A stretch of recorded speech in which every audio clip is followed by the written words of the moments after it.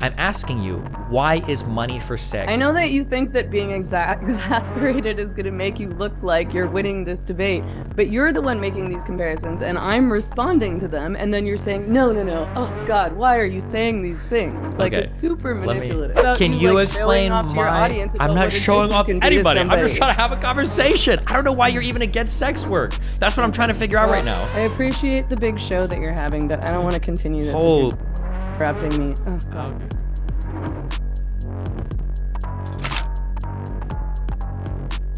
Yay! Okay. How's it Third going? What's tries up? the charm. How's life going? I'm doing good. I'm busy as always. And how about yourself? Cool. Same. Okay. Good stuff. Do you want to introduce yourself to my audience so everybody can know who you are? I'm Meghan Murphy. For 10 years, I still run the website, a feminist website called Feminist Current, although my main work was to criticize feminism. So, and I also ran a podcast by the same name, Feminist Current, which I still do. I now have a YouTube show and a podcast called The Same Drugs. I am a writer. I don't know if you want more than that. But. However you want to introduce yourself, however you want to be seen by my audience. So, I mean, much of what I did within the feminist realm, I suppose, was to talk about things like domestic abuse, violence against women, prostitution, and pornography. And at a certain point, the gender identity stuff started happening. So I started speaking out against that early on, which is probably how I'm best known by a lot of people now, I suppose. I testified against the Canadian gender identity legislation at the Senate in 2017, and was banned from Twitter in 2018 for saying that men aren't women. So yeah, and still, I mean, I cover a lot of different subjects in my work now in terms of like politics and culture and psychology and so on and so forth, but I still do focus much of my work on things like the sex industry and the gender identity debate. Mm-hmm. Okay. Well, I've seen you bouncing around some common, I guess we wouldn't say mutual friends, but I guess some of my friends have been bouncing around back and forth with things I've seen you saying on Twitter. I've had a couple conversations with kind of like the anti-porn feminist archetype, and I see that you're I guess going around looking for these types of conversations, or at least willing to entertain them. So yeah, I guess, is there a particular thing you wanted to chat about, or should I start, or what? You go ahead. I mean, I'm happy to talk about anything, to be honest. I don't have a lot of I'm open to anything. If I don't have an answer, I'll let you know. But yeah, Gotcha. I'll talk about anything I can talk about. Okay, so I think in the broadest of senses, in society, we tend to trade parts of ourselves for time or money or other people's affections. On a more specific thing, in a capitalist economy, we tend to trade our labor, parts of our bodies, parts of our intelligence, whatever, for compensation. In my mind, pornography or sex work or prostitution can all be kind of an extension of that. And I guess the issue that I have is that if men enjoy consuming pornography, and if there are women that enjoy creating pornography, I don't know what is the angle of attack to say that this particular thing that people can mutually engage in should be considered immoral or unethical. Well, I think that the main problem with the sex industry is that no matter what, there's always tons and tons and tons of exploitation and tons and tons and tons of abuse and trafficking. There doesn't seem to be any model that stops these things from being foundational to the industry, really. It seems like these things are inherently a part of the industry. Countries that have tried legalizing, like Germany, for example, have seen trafficking blow up even more so than it already had been. And part of the problem is that most women and girls don't want to be in prostitution. So there's a huge demand for prostitution, there's a huge demand for pornography, and there simply are not very many women and girls in the world who want to be in porn and want to be in prostitution. So that's where the coercion and exploitation, and sometimes force happens. Like, I mean, I think people think of trafficking as like this very specific thing where someone is kidnapped and, maybe brought to another country and literally forced to sell sex, not allowed to leave their room or whatever. And that certainly does happen. But trafficking can also look voluntary. I think there's a lot of women who are in prostitution and porn who men would not believe are trafficked, who would believe that are there voluntarily, and it's not the case. And I think, I mean, I've spent a lot of my career talking to women who've been in porn and prostitution, and all of them say that while they were in it, they would have said that it was fine and that they were there by choice. And then after they left, they began to have a more complex understanding of the coercion that happened, whether that was via a pimp or like a brothel owner or, most of these women are struggling with like substance abuse issues, addiction, mental health issues. All of them came from, they had histories of really serious trauma, molestation, sexual assault. I think that it's a lot more complex than choice versus not choice. And I think that's a really oversimplified way of looking at the industry. And that's how a lot of people who will say, well, it's fine so long as there's consent. And I think that they're not taking all these other factors into account. Okay, before we dive too deep into this, I think we need to separate out a lot of different things. So firstly, do we want to focus on prostitution or pornography? Because I feel like these are two very, very, very separate things when we're talking about likelihood of sex trafficking or stuff like that. Right. So I don't think that they are separate things. You don't think there's a higher likelihood of being trafficked in a brothel versus a girl working on OnlyFans? Like if we were to run the numbers, what do you think is more likely to see trafficked people? Well, there is trafficking that happens on OnlyFans, but what I mean when I say that they're not that separate is that if you're selling sex, I would qualify that as prostitution. So I think that the women who are in pornography and are selling sex are engaged in prostitution, and women in prostitution are often engaged in pornography, and it's sort of all interconnected in a way that doesn't make sense to me to separate them out as though it's black and white. Okay. We can focus more on porn if you want to. But these are very different things. So I'm just trying to figure out where we're at. I don't think they're very different things. So of course you do think they're different things. We know they're different things. There's a difference between going to a brothel. If you're selling sex, or if you're selling sex, that's prostitution. If you're selling sex acts, that's prostitution. Okay, do you think that a girl access to your body, it's prostitution. Sure. So do you think that a girl that takes pictures of her feet and puts them on Twitter is the same thing as a 9-year-old being taken from Uganda and trafficked in a brothel in Germany? Are those two things morally equivalent or similar to you? I don't think that it's the same thing, but I think that it's all part of a broader industry and that it is all connected. So a woman who's, selling pornography on OnlyFans is participating in an industry where there is that kind of trafficking, where we're talking about we have to being trafficked into prostitution. Yeah, but I think we need to talk about meaningfully different. Like, for instance, like when I work at a retail store selling shoes, I'm technically participating in an industry that at some chain in the supply is having, child labor potentially, building shoes. But I don't think it would be the same to say that, like, if you sell shoes at a shoe store, you are participating in slavery. Right. We can speak about meaningful. Let's say that we're not talking about somebody selling photos of their foot. Let's say that we're talking about. I think I made a mistake, guys. This is a big mistake. Selling access to their body. So most of pornography is sex, right? Women are getting paid to engage in sex acts with. Well, sex or sex acts. Okay, sex acts with men. I don't know if that's even necessarily true, but because I don't know on OnlyFans if the majority of stuff being sold is boy-girl content or if it's solo content. I'm not sure. I was thinking more of like But I don't access OnlyFans, so I don't know what most of the content is there, but I think that there's all kinds of different content on OnlyFans. I think that from what I understand, the content that makes the most money is like graphic pornography. I So think that I'm the like feet photos quasi aren't making friends that much that money in so the grand that's scheme yeah of okay, things. hold on. So that's just not true. Okay, so I know the largest creator on OnlyFans, and I'm pretty sure she only does solo content. Amaranth is the largest OnlyFans creator. If she did start doing boy girl content, it was very recent, and it's just with like dildos.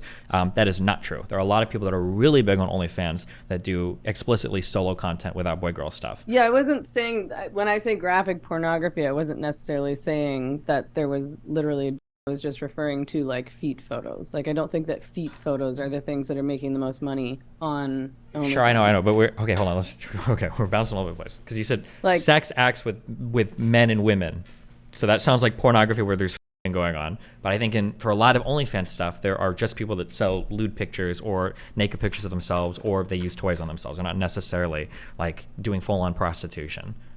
okay, so there's graphic that still qualifies as graphic pornography when we're seeing women's like genitals and things being put inside Kill me, those kill me, kill me, genitals, kill like me, they're kill being me, kill me, kill me, penetrated kill and me, so kill on me. and so forth. I would still qualify that as Sure, and we can graphic. call it graphic pornography, but it's not sex acts between men and women. That's all I'm saying, right? Okay, but you just want to talk about OnlyFans, and No, I I'm want to trying talk to. about like the porn industry. Okay, when I argue with conservatives, I do a lot of political debate online. When I argue with conservatives about immigration, sometimes they'll play this game where they swap out refugees, illegal immigrants, and immigrants, and they talk about all of them at the same time. And I think that these are three totally separate groups of people that have totally separate like realities that they deal with, and they need totally separate treatments. The way you would treat an illegal immigrant is going to be way different than you treat a refugee. When we're talking about like pornography and prostitution, like if you want to say I'm not a big fan of prostitution because it seems like there's a lot of trafficking involved, even in places where it's legalized, like Germany, which is true. That's a lot different than saying I don't like all of the sex industry because there's trafficking everywhere. When we look at things like OnlyFans, that's largely empowering to the women that work there and don't have anywhere near the amount of trafficking going on as what's going to happen in like a shady brothel in Europe. I think that these are now I we mean, can we can I we think can to we can argue be that we can wait, OnlyFans wait, is we largely can empowering to women I is understand. I know. Hold making on. a I'm understanding. sweeping generalization that But cannot be you proven to be true. yeah, but you're making a sweeping generalization of OnlyFans and you're roping in I'm talking about prostitution. Pornhub. You're the one who's hyper focusing on OnlyFans. Like I'm saying the porn industry. So Hmm. most of what we see on Pornhub Gotcha. is graphic pornography. Okay. It's mostly dehumanizing. It's mostly misogynist. There's tons of racism. There's tons of like incest porn. There's tons of barely legal porn. And they are sex acts. Like there are women who are getting paid to perform sex acts that they wouldn't otherwise be doing. So many women in these videos are being exploited, abused, hurt, coerced. They sign a contract and then they get pushed into doing all Sure. sorts Okay. of Okay. Hold on. things Okay. that Let's. they Okay. don't Wait. want to Let's. do. Okay. Okay. Hold on. Let's do one thing at a time. Okay. So, is there some level of okay? If there's some level of exploitation, arguably yes, in any job, right? When you work a job, you're usually doing things you wouldn't want to be doing otherwise in exchange for money. That's why people give you money for it. That's why they're called jobs, right? So the question is the willingness for somebody to do pornographic content, is that so meaningfully different from all other forms of labor that it's inherently exploitative? If you I believe that, think why? that, yeah, if you're engaging in sex acts and being penetrated, it does feel quite different. I mean, I think that we can all agree that being forced to sell a pair of shoes doesn't feel the same as it does if we're forced to engage in a sex act that we don't want to engage with, or if we're pressured to have sex with somebody that we don't want to have sex with, even. Sure, There's a sure, sure. reason why women Yeah. are so traumatized by not just like violent rape, which of course women are traumatized by violent rape, but by being pressured into doing things that they don't want to do in Sure, bed. but what is the meaningful difference between being forced to sell a pair of shoes and being forced to engage in a sex act if you can choose to do something anyway? For the vast majority of people working on Pornhub, they don't have to work porn. They could just work other jobs, but they elect to do porn because they make way more money doing it. If you And so the can, fact that they're being abused and exploited and dehumanized and degraded and traumatized makes it okay because they agreed. well, they're being abused and exploited and traumatized from your perspective, but they might not feel that way. But they say that. If you talk to any woman who's left porn or prostitution, I mean, look at what happened to Lana Rhodes.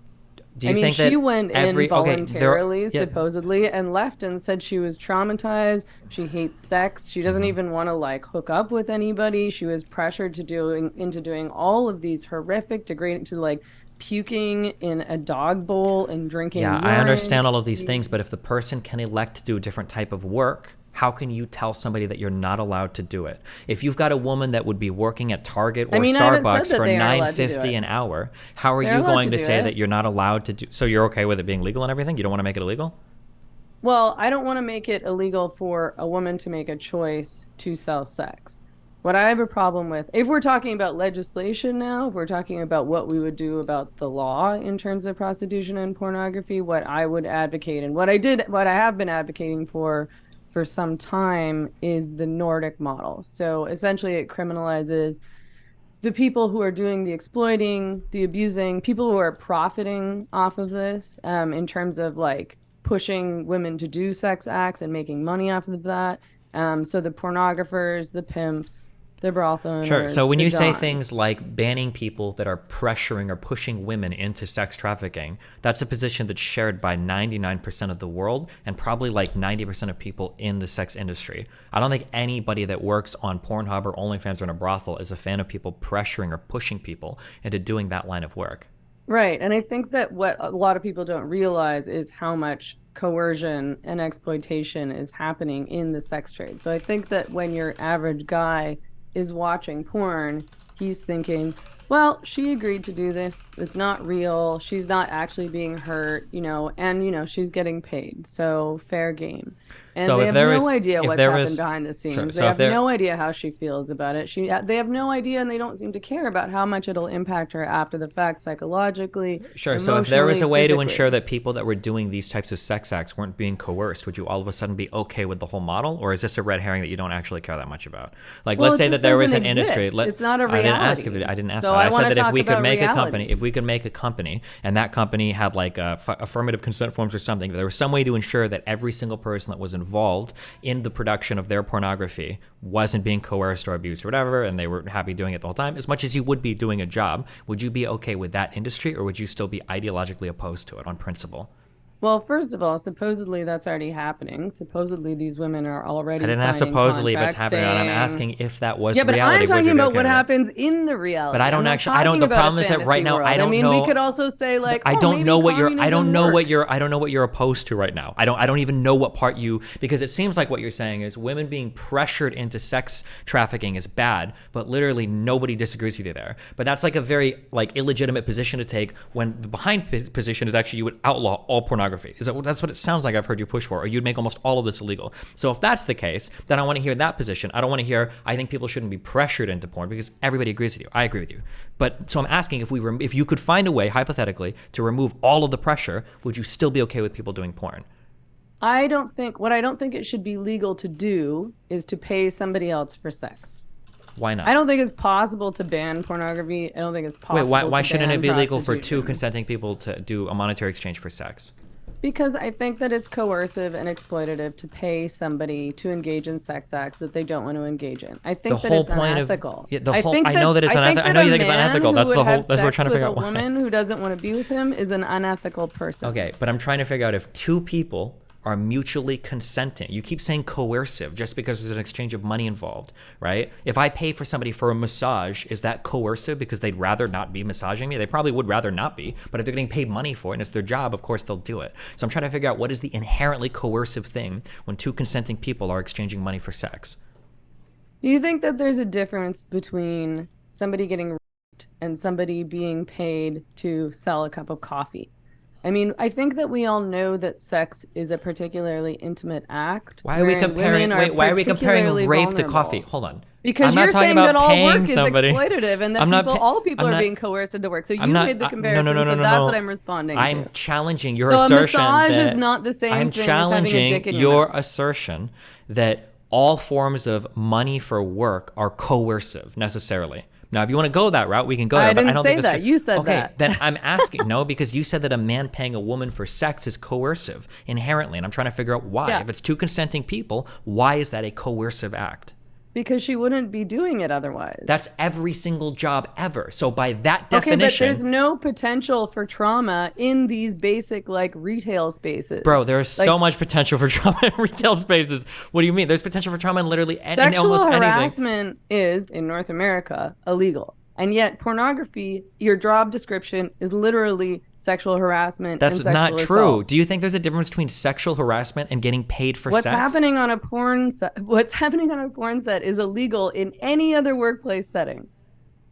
What do you mean by that? Somebody's offering you money for you to do an action. How is that illegal in any other workplace setting? Do you think that it's ethical to pay somebody to have sex with you? You know that they don't want to have sex with you, and you know that they need money. So you say, okay, will you do it if I give you money? Do you think that's ethical? You're describing every single job ever. I'm going to pay you to make a cheeseburger. I know you don't want to, but I'm going to pay you for it. Are you saying that making a cheeseburger is the same experience as being penetrated by a man? I never said it was the same experience. But but you're making these comparisons, not me. Okay. Let me lay out the little logic train. I'm asking you, why is money for sex? I know that you think that being exasperated is going to make you look like you're winning this debate, but you're the one making these comparisons, and I'm responding to them, and then you're saying, no. Oh, God, why are you saying these things? Like, it's super manipulative. It is absolutely, it's as manipulative or coercive as paying for sex is, okay? You're saying, okay, I'm trying to ask oddly, you. I don't feel raped right now. I'm trying to, that's good. That's good. Okay. Well, maybe as the conversation goes on, maybe the feelings will change. Okay. Listen, you're saying that I'm trying to figure out, this is what I'm trying to tease out right now. Okay. I'm trying to figure out, why do you think that paying for sex is inherently coercive? And the response that you're giving me is, well, you're paying somebody to do something that they wouldn't otherwise do. But paying somebody to do something they wouldn't otherwise do is the definition of a job. Every single job that we work. Have sex with you when they don't want to have sex with you, and you're paying them to engage in sex acts that they don't want to engage in. So it's a very intimate, vulnerable thing. I mean, there's a reason why. Like, so a lot of women. Wait. We don't have to go off. I'm just trying to figure out this one thing. We don't have to do all the other women. Okay. I'm just trying to figure out. So if you pay somebody to do something, I always respect your patience. Isn't there a difference between a person not wanting to do something versus a person being willing to do something for monetary compensation? So, for instance, I don't want to specifically about sex acts. I'm not talking about like I don't know, building a house or like it's the exact same thing. So let's say somebody comes up to me and they say, "Hey, I want to have sex with you," and I go, "No, I don't really want to." And they go, "Do you want to have sex with me for $10,000?" And I go, "Yeah, I think I would do that." Is that still me not wanting to do it, or is it somebody saying like, yeah, I would do that in exchange for that much money? So do you truly believe that sex, like a woman being penetrated by a dick, is the same experience as a man fixing a car? I never said it was the same experience. It's not the same. Why are we comparing these things? I'm not, because I'm trying to get you to give me something different than the definition of a job. Sex is the difference. Okay. Sex is the difference. Okay. The sex act is the difference. And Gotcha. we know as a culture that sex and sex acts are intimate, and are a space where women are particularly vulnerable. Again. Okay. So I mean, sex is meaningful. We know that it is. Like, not necessarily. Hold on. Why do you keep going off on tangents? Okay. Sex might be meaningful to you. It might mean different things to other people. Okay. For some people, it means a paycheck. For other people, it might mean a casual fun encounter. For other people, it might mean creating a family or building a romantic connection. I don't think it's fair for you to define how sex has to be for every single person. I mean, if sex wasn't meaningful and we didn't understand that sex was something where women were particularly vulnerable and could face like lifelong trauma, then I don't think as a culture we would understand things like rape and sexual assault to be a very big deal. I don't think that as a culture no one is talking about rape or sexual assault to like having your wallet stolen even, or stealing a cup of coffee or something like that. I'm okay, just to be very clear, because maybe my positions are confusing. So I am anti-rape and I'm anti-sexual assault. I'm not a fan of either of those things, and I'm not here to argue in favor of any of those things. I understand that women aren't particularly vulnerable during sex. That's probably true. How do you feel about male prostitutes then? Do you think that it would be ethical for men to do sex work? What I don't think is ethical is, again, for a man to pay a woman or a man for sex. Okay, I'm asking if a woman paid a man. Sex, I think, is doing something because they need the money, and probably they have a whole host of other issues. You're projecting hardcore. Everybody's got issues. Okay. No, I mean, it's true. No. If Okay, you talk to anybody in the porn industry, you know that people are suffering from That's serious not mental necessarily illness true. and substance That's abuse. And listen, the same thing is true of you've- prostitution. Yeah, when you've built your whole life on being anti-porn, I'm sure you've talked to a lot of anti-porn people in the My industry. whole life. I've talked to a lot of pro-porn people that are in the God. industry and out of the industry, okay? You can't keep appealing to like, well, some of the people that I've talked to don't like it. There are a lot of people that do it now that are making a ton of money that would rather do that than work at Starbucks, which I think they should have the opportunity to do. So I'm going to ask again, do you think that it's unethical? Is it unethical to pay? Is it unethical to pay men for sex? If a male wants to do pornography or if a male wants to sell his body for sex, is that unethical? Yeah, I think it's unethical to pay anyone for sex. Okay. Then the vulnerability and the penetration part don't matter then. I don't know why you'd bring that up. If a guy can't even sell his body for sex, then Well, he's being penetrated also, no? what if it's a male prostitute that has women like not with a strap on? Oh, I mean, that's a real common thing, eh? I mean, how many women do you know who've ever paid for sex with a male prostitute? Okay. I mean, I think that's unethical too, to be fair. That's what I'm getting at. I'm just trying to figure out why you think it's unethical. Stop saying we know this. No, that's your opinion. That is your opinion. Why do you want to have a conversation with somebody if you don't want to listen to them talk? I don't want to listen to you ramble and go off tangent. Right now I don't even know. Why are we doing this? Because I'm saying if you can I'm have a not going conversation. off tangent. I'm explaining to you what my arguments are. No, you're going to reiterate the same thing. Explaining my arguments, you interrupt me and I act completely exasperated because I'm not saying what you want me to say. You want to frame the conversation in a way that I am not interested in framing the conversation. Like the way that I want to talk about this is not how you want to talk about it, and you can't accept that. The way that I'm looking at this is not the way that you're looking at it, but you don't really want to hear how I'm looking at it. You want to have the conversation you want to have, so there's not really any point to this. You don't want to learn anything you don't want to hear. You just are annoyed that I'm saying something that you don't want me to say. Can you explain this is totally unproductive. Can you explain? This is just about explain showing off to your audience. I'm not showing off to anybody. I'm just trying to have a conversation. I don't know why you're even against sex work. That's what I'm trying to figure out right now. I appreciate the big show that you're having, but I don't want to continue this. Holy if you're just shit! Keep interrupting me. Oh God, you're so dramatic. Well, adios. Thanks for having me. Okay, I don't know what I expected.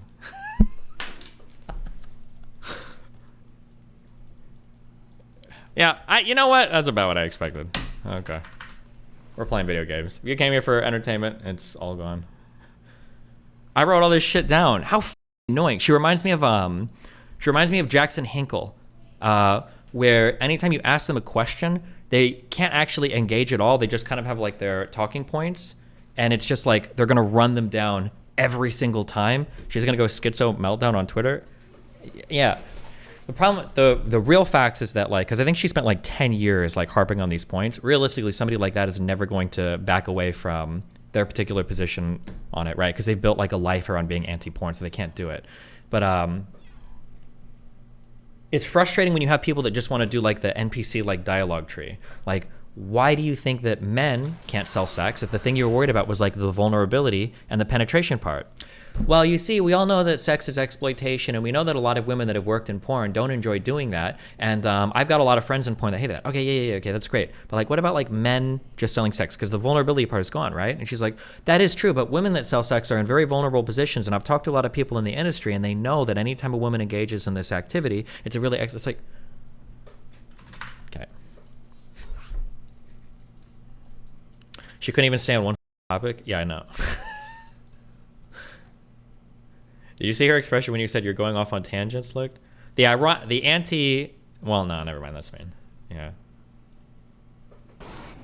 A lot of people don't see how much the porn industry has changed, too. The thing that pisses me off the most about people like that is... Again?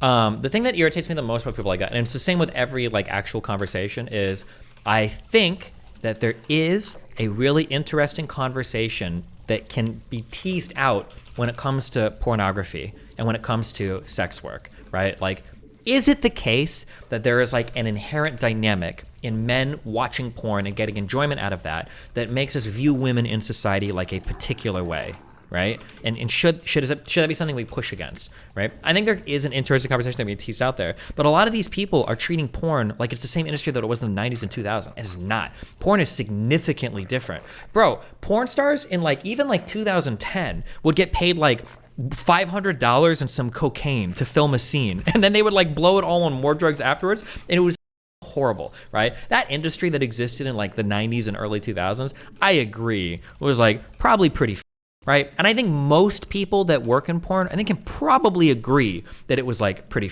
I can agree with that. But to compare that to the scene that exists today, at least in terms of pornography, bro, like Hub pretty viciously verifies and audits like people that are on the platform in general. That's why like 90% of the porn got removed. There's like a lot of independent creators now. It wouldn't surprise me if I don't know the numbers, but it wouldn't surprise me if the majority of the women on there now are independent creators, right? Because you can upload your own stuff, you can film with your own boyfriend or guy or talent or whatever they do. So you've got to, she kept saying like, I only want to talk about reality. It's like, okay, well, let's talk about like the industry as it exists today and not as you're like everybody's being forced and raped and assaulted, you know, like you think it is, which is annoying, but whatever. So find someone to have this conversation with because it's absolutely an interesting one. The problem is that like this is like one of those it's like trans issues. This is one of those brain rot topics where the people that feel the way that they do, their entire life's philosophy is built around how they engage with this topic. So when you've got like somebody that's like hypercritical of like recent wave feminism, whatever they say they're against, and they've built like because she's got like a feminist magazine, she's got like all this shit that's built around the topic. She's never changing her position. She's not even in a place where she can even like rationally change her position. Like it might be irrational for her to even consider a change of position because she's built so much of her life around it. So when the conversation is dominated by those types of ideologues, you're just done. There's nothing to be said, right? And then on the other end, you've got people that are, I don't even want to say on the other end and act like it's the same because like when I've watched people that are generally like pro porn engage with the topic, at least they seem to be able to like critically engage with it. Because we watched that panel with whatever Eva's real name is. Ayla seems at least capable of engaging with it in a critical manner. I'm sure that if you pulled her on, that she would have some negative things to say about the sex industry. She'd have some positive things to say about the sex industry. But like any entertainment industry, it's all going to be, there's going to be pros and cons to everything, right? Fucking Kaepernick did commercials comparing NFL recruitment of football players to fucking slavery, right? So like literally no matter what the industry is, you're always going to have pros and cons.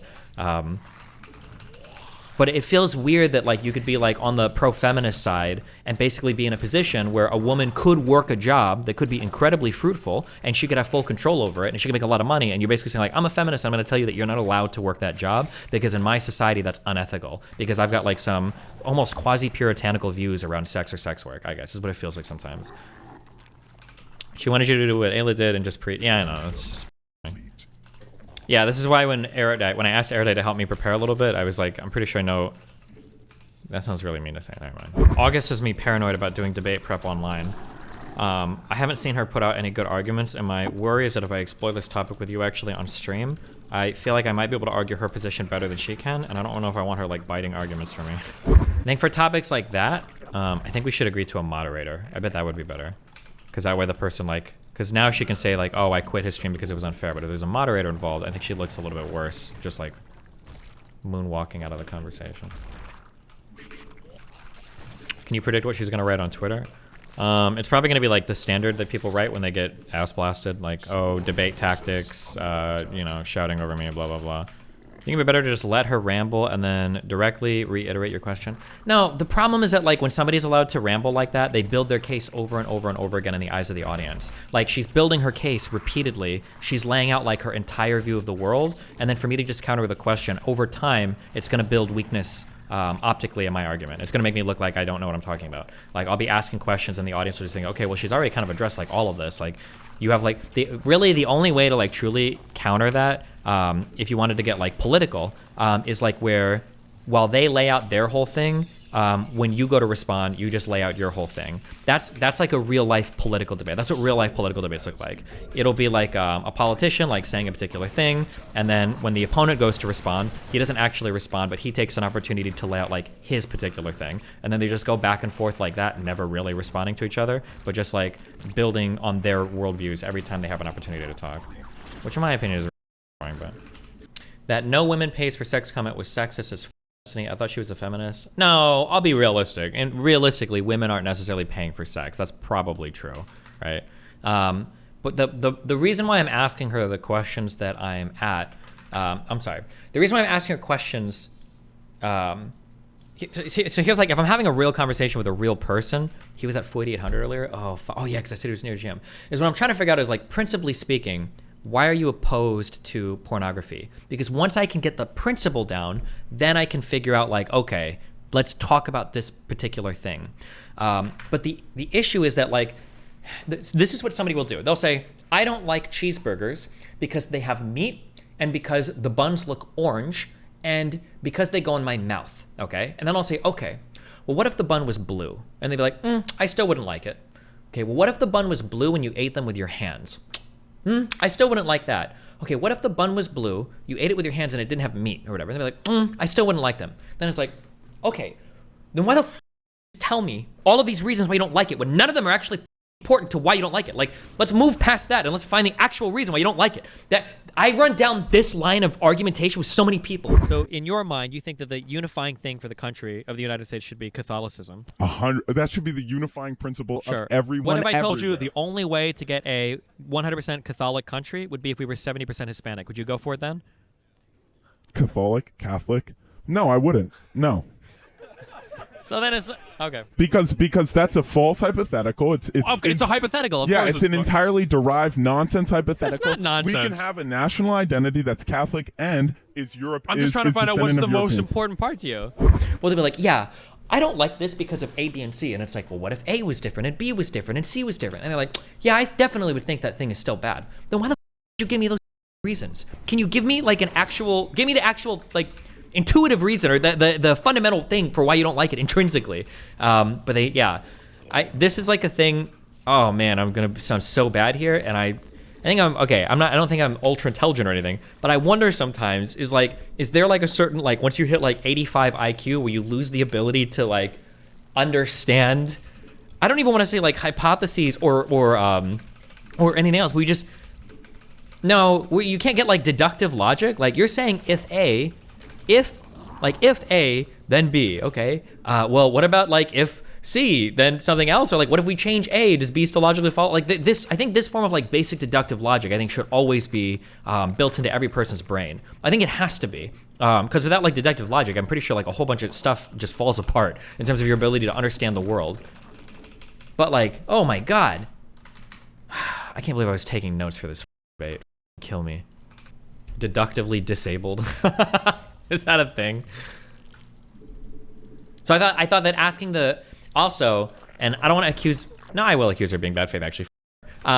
There's two things that happen. I think that when somebody does either of these things, you know that they're hiding because they either don't want to engage or they know that they can't. When you ask somebody a question and they remark that, like, when you give somebody a hypothetical and they go, well, that's improbable, I think they realize that their argument is horseshit. So I say, like, okay, well, what about men selling sex? Oh, well, that never happens. Okay, so then, like, yeah, okay, I'm not a dumb. Obviously, I'm aware of that. Can you engage with that hypothetically, though? I think that when people, like, do the incredulous, like, well, that doesn't really happen, I think it's because they know their argument is weak. There's that, and then when somebody rambles and rambles and rambles, you can tell she had, like, no interest in anything that I had to say. She just wanted to be able to, like, preach her shit. I think that also means they know that their arguments are really weak. I think. That's what I think. That's my...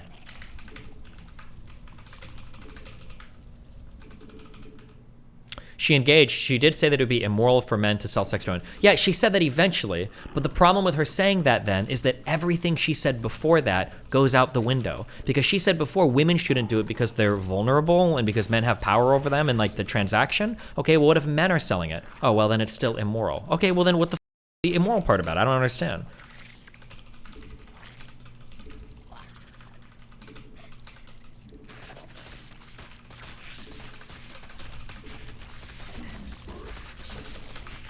Somebody make Ayla an orange name? I can do it out of this game. Hold on. The convo is over soon. Oh, that's another thing too. I bring up that conservative example because it was the first time I noticed people doing this trick.